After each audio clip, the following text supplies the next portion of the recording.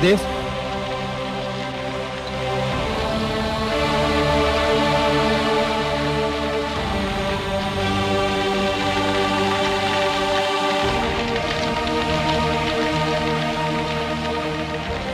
क्या बात है? गुरुदेव, हम लोग समस्त दानव लोक की ओर से एक विनती लेकर आए हैं।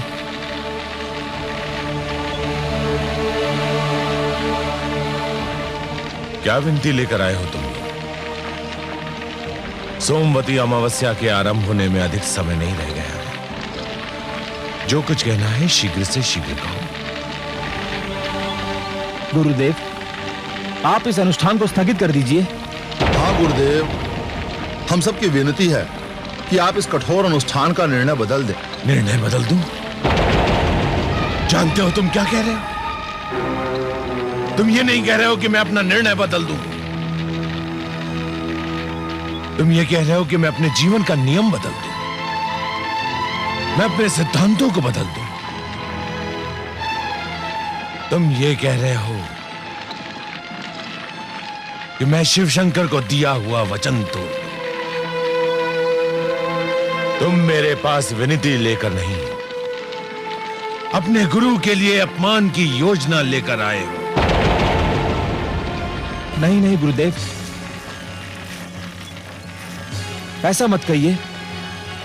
आप तो भगवान हैं। आप हमारे लिए भगवान से भी श्रेष्ठ हैं। आपके अपमान की बात तो हम सोच भी नहीं सकते। गुरुदेव, हम तो आपके चरणों के दास हैं। हम आपका अनादर कैसे कर सकते हैं? परंतु जब से आपके इस भयंकर अनुष्ठान के विषय में सुना है, हमारा रोम रोम कांप रहा है गुरुदेव। मैं संजीवनी मंत्र की प्राप्ति के लिए कुछ भी कर सकता हूं, किसी भी अनुष्ठान को झेल सकता हूं।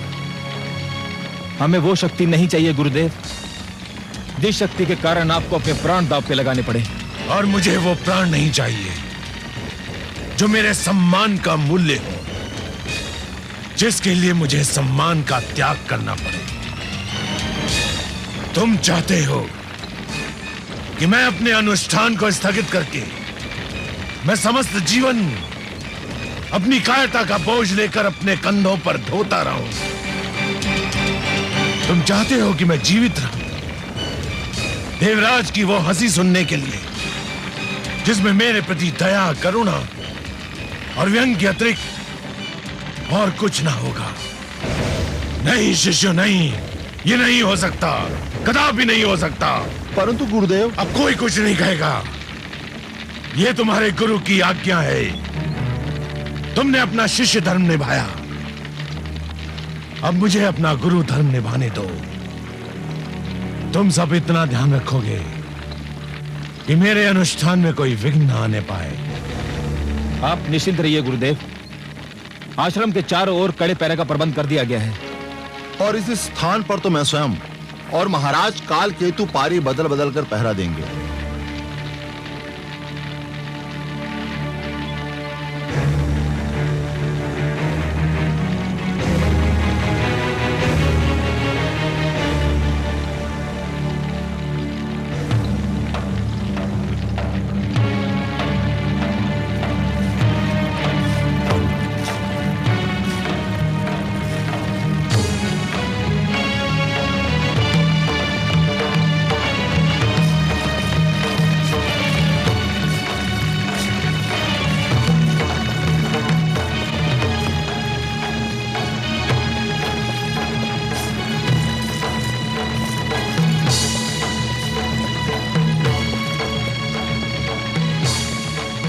पत्तियों को अग्नि दो काल केतु।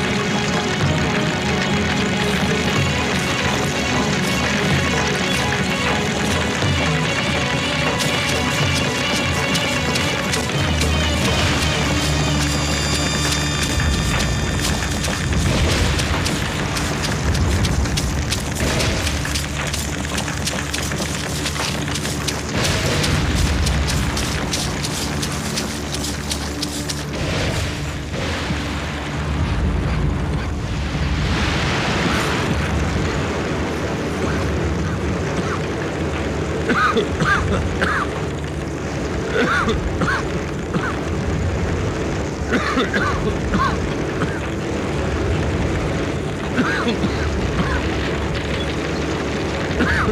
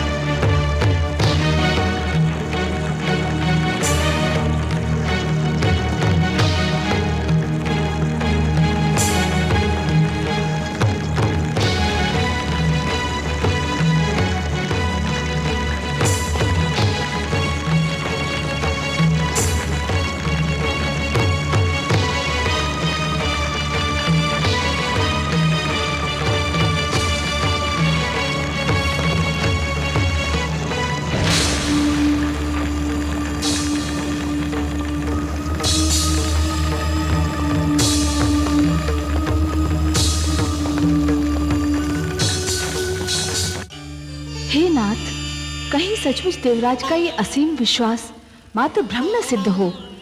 दैत्य गुरु शुक्राचार्य को अपने अनुष्ठान के आरंभ में कुछ कठिनाइयां अवश्य हुई, किंतु अब वे धुएं का पान इतनी सरलता से कर रहे हैं जैसे कोई शिशु दुग्ध पान करता है।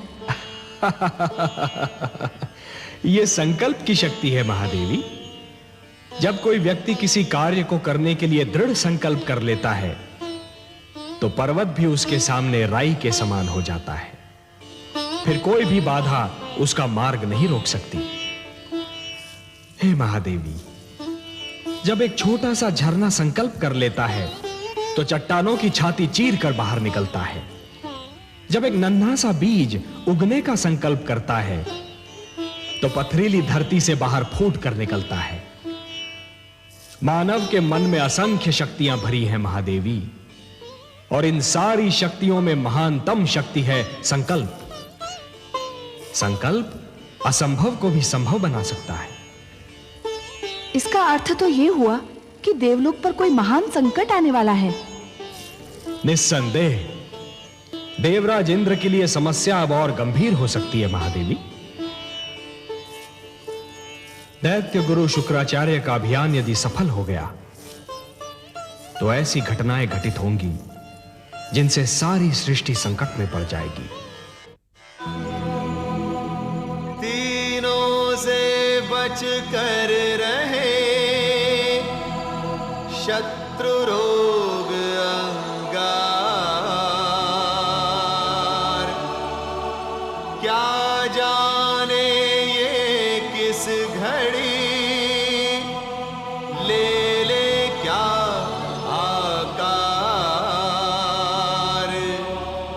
कर ले यदि संकल्प तो दुर्बल भी बलवान।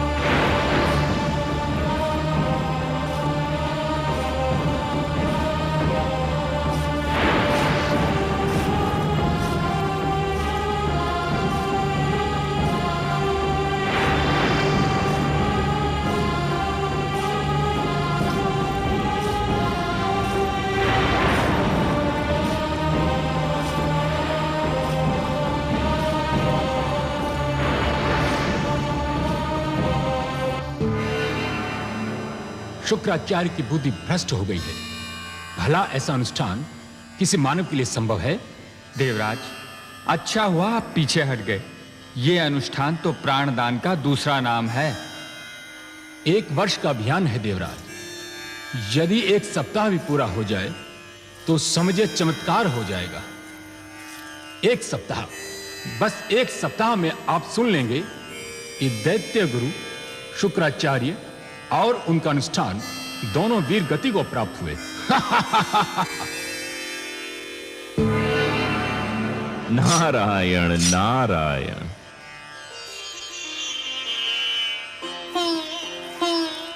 आइए देवर्षि, स्वागत है। आज इधर कैसे भूल पड़े? आपके नंदन वन में इतनी सुंदर चर्चा छिड़ी हुई थी तो मैंने सोचा थोड़ा सा आनंद मैं भी उठा लूं। यहां तो दैत्य गुरु शुक्राचार्य और उनके अनुष्ठान की चर्चा हो रही थी। आप तो जानते ही होंगे इस विषय में आपका क्या विचार है? मेरे विचार की छोड़िए पवन देव, मेरे विचार तो भटकते रहते हैं। अच्छा विचार तो वही होता है जिसे सुनकर राजा प्रसन्न हो जाए, है ना? ऐसा क्यों कह रहे हैं आप देवर्षि? नारायण नारायण। मैं ऐसा इसलिए कह रहा हूं देवगण, क्योंकि राजा चाहे दानवों का हो, मानवों का या फिर देवताओं का, उसकी दुर्बलता एक ही होती है। किस दुर्बलता की ओर संकेत कर रहे हैं आप? मैं उस दुर्बलता की ओर संकेत कर रहा हूं जिसका नाम अंध प्रशंसा है। अर्थात यह देवराज कि हर राजा को वह बात बहुत सुहाती है जिसका आरंभ उसकी प्रशंसा से और जिसका अंत उसके शत्रु की निंदा पर होता है। फिर उस बात में सत्य की खोज वैसी ही सिद्ध क्यों न हो जैसे एक अग्निकुंड में जल की एक बूंद की खोज। देवर्षि, आप कहना क्या चाहते हैं? हे देवराज, मेरे कानों में यहां कही हुई एक बात पड़ी थी कि दैत्य गुरु शुक्राचार्य जिस अनुष्ठान का संकल्प कर रहे हैं वह किसी मानव के लिए संभव नहीं। यह तो मैंने कहा था देवर्षि। मैं तो केवल यह कहना चाह रहा था कि दैत्य गुरु शुक्राचार्य जो अनुष्ठान कर रहे हैं वह मानवों के लिए ही संभव है, देवताओं के लिए नहीं। नहीं तो देवराज उस अनुष्ठान से भाग क्यों खड़े होते? मैं ठीक कह रहा हूं ना देवराज? तो क्या दैत्य गुरु अपने अनुष्ठान में सफल हो जाएंगे? हो जाएंगे नहीं, हो रहे हैं देवराज। जो अनुष्ठान के 2 दिन कुशलता से बिता सकता है वह पूरा 1 वर्ष भी बिता सकता है। दैत्य गुरु के अनुष्ठान का चरम बिंदु संजीवनी की प्राप्ति होगा देवराज, और संजीवनी का मिलना देवताओं के लिए संकट के समय का आरंभ। ऐसा मत कहिए देवर्षि, इसकी तो कल्पना मात्र से मेरे तन में झुरझुरी दौड़ जाती है। मेरे पास आपकी इस झुरझुरी का उपचार तो नहीं है देवराज। हां, आपके लिए यह अशुभ समाचार अवश्य है कि दैत्य गुरु शुक्राचार्य का अनुष्ठान सफलता की ओर बढ़ रहा है।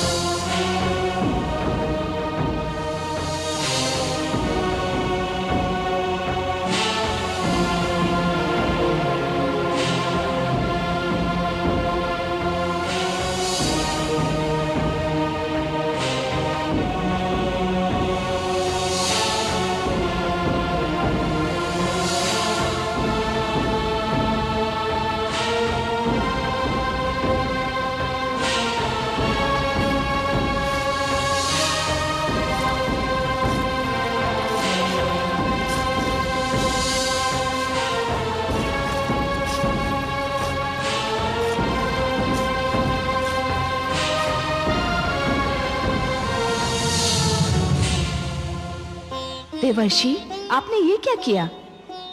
क्या किया मैंने माते? आपने सनसनी फैलाकर समस्त देवलोक में भय का वातावरण उत्पन्न कर दिया। सत्य के प्रदर्शन को आप सनसनी कह रही हैं माते? मैंने देवलोक में सनसनी नहीं फैलाई। देवराज इंद्र अपनी अंध प्रशंसा से भ्रमित हो रहे थे। मैंने तो केवल सत्य कहकर उन्हें सावधान करना चाहा था, भयभीत नहीं। माते, आप तो जानती ही हैं कि बातें दो प्रकार की होती हैं। पहली वे जो सुनने में तो अच्छी लगती हैं किंतु सत्य नहीं होती, और दूसरी वे जो भले ही सुनने में अच्छी न लगें किंतु सत्य होती हैं। मैंने देवराज इंद्र से केवल सत्य कहा था, भले ही वह उन्हें सुनने में अच्छा ना लगा हो। समस्या यह है माते कि देवताओं के राजा होते हुए भी देवराज ऐसे लोगों से घिरे रहते हैं जो केवल उनकी झूठी प्रशंसा करते रहते हैं। देवर्षि ठीक कह रहे हैं महादेवी। किसी को अपने संकट से सावधान कराना अर्थात अपना धर्म निभाना, फिर वो असावधान व्यक्ति कम से कम ये तो नहीं कह सकता कि किसी ने मुझे संकट से सावधान ही नहीं कराया। परंतु हे कमल नयन, इस घबराहट में देवराज कोई अनुचित पग उठा ले तो क्या होगा? यही तो देवेंद्र के विवेक की परीक्षा होगी ना महादेवी। इसी से तो सिद्ध होगा कि क्या देवेंद्र को अपनी भूल का आभास हुआ है या फिर वो अपनी भूल को छुपाने के प्रयास में दूसरी भूल कर बैठेंगे। क्या मलय केतु, ये क्या कह रहे हैं गंधर्वराज चित्ररथ? हाँ देवराज, दैत्य गुरु शुक्राचार्य पर तपस्या की कठोरता का कोई प्रभाव दिखाई नहीं दे रहा है। हमें तो भय है देवराज कि वो अपनी परीक्षा में सफल हो जाएंगे। असंभव, ये नहीं हो सकता, कदापि नहीं हो सकता। रक्षिता, ऋताची, ऋतुपर्णा, आज्ञा देवराज। दैत्य गुरु शुक्राचार्य का अभियान सफल हो गया तो समस्त देव और मानव संस्कृति घोर संकट में पड़ जाएगी। शीघ्र धरती पर जाओ और किसी भी प्रकार उनके अनुष्ठान को विफल करो। उनका ध्यान अपनी ओर आकर्षित करो और उनकी तपस्या में विघ्न डाल दो। जाओ, मेरी आज्ञा का पालन करो। रक्षिता, ऋताची, ऋतुपर्णा, तुम सब चुप क्यों हो? क्या मैं तुम्हारे मौन का यह अर्थ लूं कि तुम्हें अपने अधिपति की आज्ञा स्वीकार नहीं? हम इतना साहस नहीं देवराज, परंतु क्या? हमें दैत्य गुरु शुक्राचार्य से भय लगता है। भय? क्यों भय लगता है? दैत्य गुरु महान विद्वान और तेजस्वी हैं, वो हमें श्राप दे सकते हैं। और उनके श्राप से तो कोई भी मुक्ति नहीं दिला सकता। देवराज, आप भी नहीं।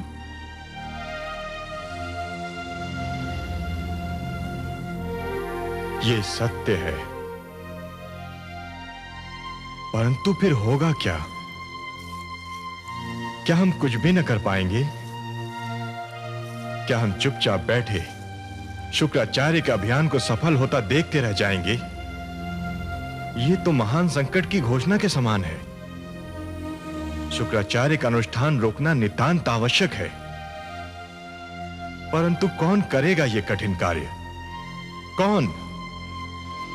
कौन रोकेगा ये अभियान? मैं करूंगी पिताश्री, मैं रोकूंगी दैत्य गुरु शुक्राचार्य का अभियान। जयंती, मेरी पुत्री तुम? हाँ पिताश्री, मैं धरती पर जाऊंगी और शुक्राचार्य का अनुष्ठान विफल कर दूंगी। तुम जाओगी? नहीं, ये कदापि नहीं हो सकता। मैं तुम्हें जाने की अनुमति नहीं दे सकता। क्यों पिताश्री, क्यों नहीं दे सकते? इसलिए कि तुम मेरी पुत्री हो। और ये अप्सराएं, ये कुछ भी नहीं लगती आपकी, जो सदैव आपके संकेत पर कठपुतलियों की भांति नाचती रही हैं, जो देवलोक के हित के लिए, आपके हित के लिए अपना मान सम्मान न्योछावर करती रही हैं। क्या ये आपकी पुत्रियों के समान नहीं है पिताश्री? क्या समस्त देवलोक आपका परिवार नहीं है? है, निसंदेह है, पर इनमें और तुम में एक अंतर है। क्या अंतर है पिताश्री? इनका तो उद्देश्य यही है कि ये पुरुषों का ध्यान अपनी ओर आकृष्ट करें। नारी और पुरुष में एक दूसरे के प्रति स्वाभाविक आकर्षण होता है पिताश्री, परंतु यह आकर्षण एक दूसरे से प्रेम करने के लिए, एक दूसरे पर न्यौछावर होने के लिए बना है। नारी पुरुष की दुर्बलता नहीं, उसका बल होती है पिताश्री। नारी को मनोरंजन की सामग्री बनाना छोड़ दीजिए और ये मुझ पर छोड़ दीजिए कि मैं दैत्य गुरु शुक्राचार्य का अनुष्ठान कैसे रोकती हूँ। अब मुझे जाने की अनुमति दीजिए। नहीं पुत्री नहीं, तुम इन दैत्यों को नहीं जानती। ये वासना के पुतले सौंदर्य और यौवन के पीछे पागल हैं। भूखे भेड़ियों के समान होते हैं ये दानव। तुम्हें वहां जाने की अनुमति देना तुम्हें घोर विपत्ति में डालना होगा। परंतु गुरु शुक्राचार्य तो दैत्य नहीं है, वे दानवों के गुरु अवश्य हैं, स्वयं दानव तो नहीं। आप निश्चिंत रहिए पिताश्री, मुझे उनका कोई भय नहीं। मैं किसी भी आपदा को झेल सकती हूँ।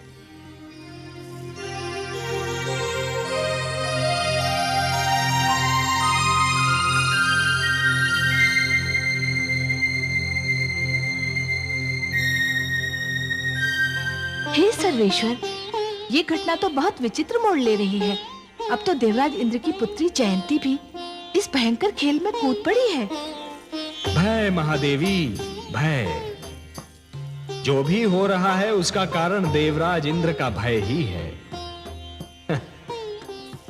यदि भूल का आभास समय पर ना हो तो वो भूल एक दिन भय में परिवर्तित हो जाती है। देवराज इंद्र को अब आभास हुआ है कि अपने अभिमान में उन्होंने दैत्य गुरु शुक्राचार्य की शक्ति का अनुमान नहीं लगाया था। अब उन्हें यह भय भी हो रहा है कि देवराज के हाथ से यह देवलोक की सत्ता छिन जाएगी। सत्ता छिन जाने का भय विवेक को नष्ट कर देता है। परंतु हे नारायण, जयंती को इस भयंकर खेल में कूदने की क्या आवश्यकता थी? इसका कारण भी भय है देवी। जयंती को यह भय है कि कहीं उसके पिता का सम्मान नष्ट न हो जाए। यद्यपि परिवार के सम्मान के लिए परिवार की यह एकता सराहनीय है, परंतु शुक्राचार्य के अनुष्ठान को भंग करने का निर्णय कदापि सराहनीय नहीं है। यह एक अनुचित कार्य होगा देवी। जिस प्रकार एक शिशु को जब अंगारे की चमक आकर्षित करती है, तब उसे यह ज्ञान नहीं होता कि अंगारा छू लेने से उसका हाथ भी जल सकता है, उसी प्रकार जयंती को भी आज यह ज्ञान नहीं है कि जिस अग्नि से वो खेलने जा रही है, उसकी लपटें उसकी अंतरात्मा को भी छू सकती है। तो क्या जयंती इस खेल में हार सकती है देवेश्वर? हार और जीत में अंतर करना कभी-कभी कठिन हो जाता है महादेवी। कोई हार कर भी जीत जाता है तो कोई जीत कर हार जाता है। आप तो बस देखती जाइए कि जयंती अब क्या करती है और कैसे करती है।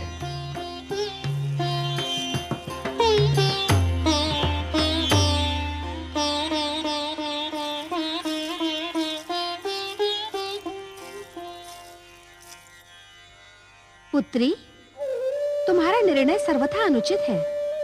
क्यों माताश्री? तुम्हें इस भयंकर खेल में कूदने की कोई आवश्यकता नहीं थी। क्या मैं इसका कारण जान सकती हूँ? कारण ये है कि तुम मेरी पुत्री हो, कन्या हो, और कन्याओं को इन बखेड़ों में नहीं पड़ना चाहिए। माते, मुझे आश्चर्य हो रहा है कि आप परिवार के सम्मान को बखेड़ा कह रही हैं। कुछ भी हो, कन्याओं के लिए कुछ सीमाएं बनाई गई हैं, और उन सीमाओं से बाहर निकलना उनके लिए अच्छा नहीं होता। तो आप भी यही समझती हैं? कन्याएं दुर्बल और तुच्छ होती हैं।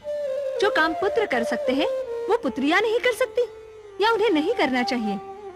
आप भूल रही हैं माताश्री, परिवार के सम्मान की रक्षा केवल पुत्रों का कर्तव्य नहीं, पुत्रियों का भी कर्तव्य है। और यदि ना भी होता तो भी मैं ये कार्य अवश्य करती। क्यों? एक उदाहरण बनाने के लिए, ये बताने के लिए कि कन्याओं को अब आगे होना होगा।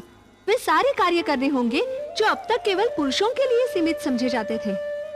पुत्री, तुम नहीं जानती तुम क्या कर रही हो।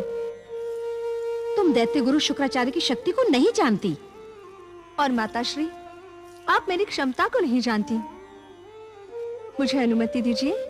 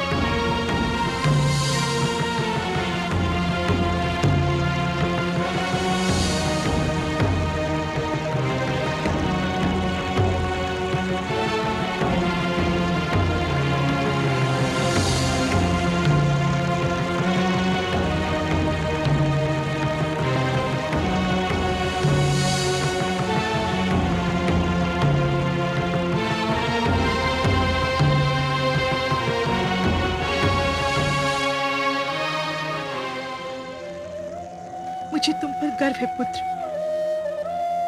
जो कार्य तुम कर रहे हो वो तुम्हारा नाम संसार में अमर कर देगा। धन्य हो तुम पुत्र।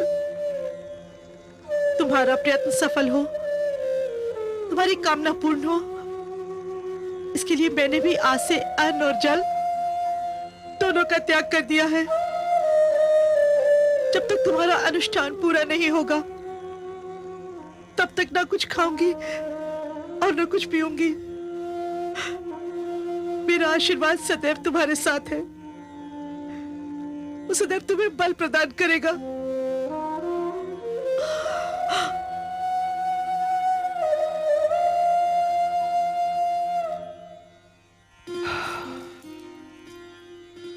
हे महादेवी, जानती हैं सृष्टि का सबसे सुंदर दृश्य क्या होता है?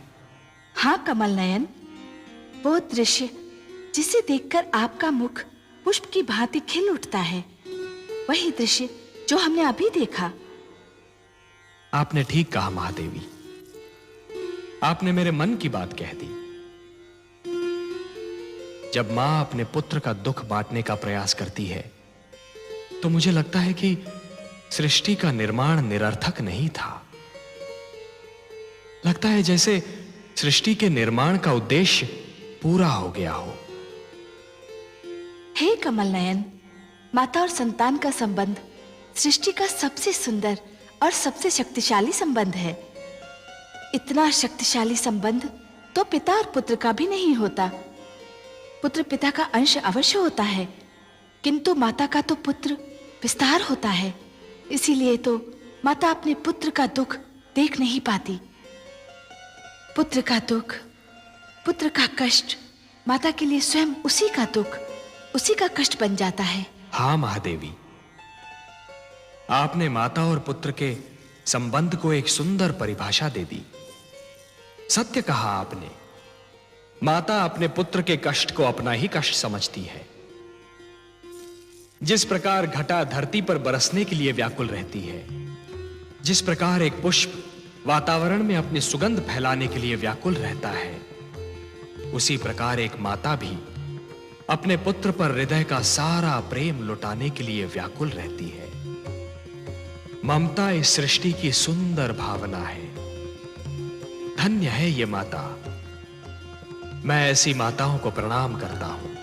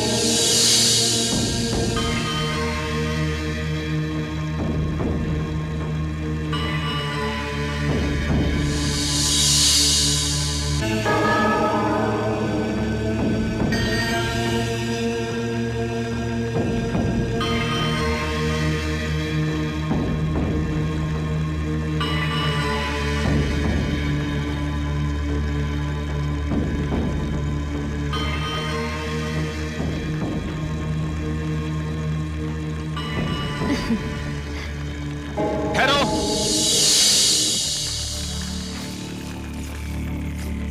कौन हो तुम? मैं गुरु शुक्राचार्य की शिष्या हूँ श्रीमान। हिमालय पर तपस्या करती हूँ। मुझे समाचार मिला कि मेरे गुरु अपने जीवन को दांव पर लगाकर अनुष्ठान कर रहे हैं, तो मैं उनके दर्शन को चली आई। दर्शन कर लिए, अब लौट जाओ। हाँ दैत्यराज, गुरु के दर्शन से तो मैं धन्य हो गई, परंतु अब क्या चाहती हो तुम? गुरुदेव अनुष्ठान में भाग लेने के उद्देश्य से मैं थोड़ा सा चंदन साथ लाई थी। आप अनुमति दे दे तो इसे अग्नि में डाल दूं?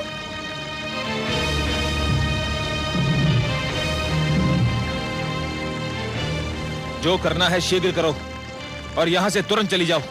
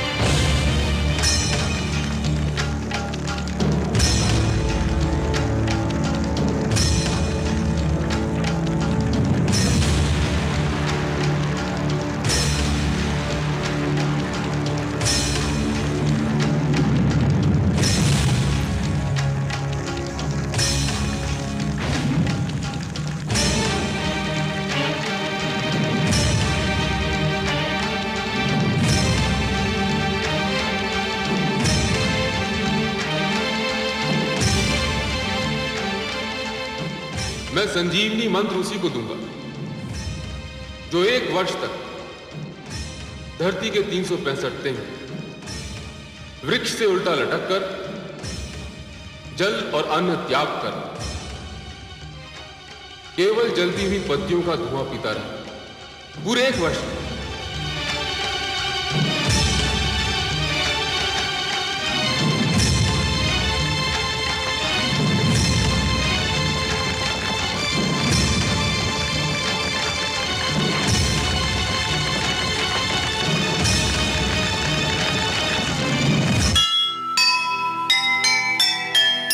देवी होकर स्वर्ग की किया नीच व्यवहार,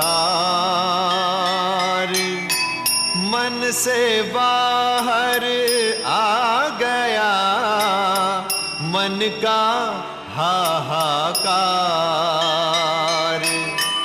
जाने अनजाने हुआ उससे जो यह पाप, कैसे होगा दूर अब मन का यह संताप, मन का यह संताप।